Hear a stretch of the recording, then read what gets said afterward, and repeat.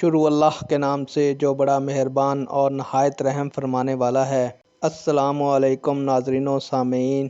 اللہ تعالیٰ سے دعا ہے کہ اللہ تعالیٰ آپ لوگوں کو ہمیشہ خوش و خرم رکھے اور آپ لوگوں کی تمام تکالیف پریشانیوں کو دور فرمائے، آپ کو دن دگنی رات چگنی ترقی عطا فرمائے۔ پیارے دوستو، آج کی ویڈیو کا عنوان ہے تاریخ اسلام میں سب سے پہلے تیر چلانے والے صحابی کون تھے؟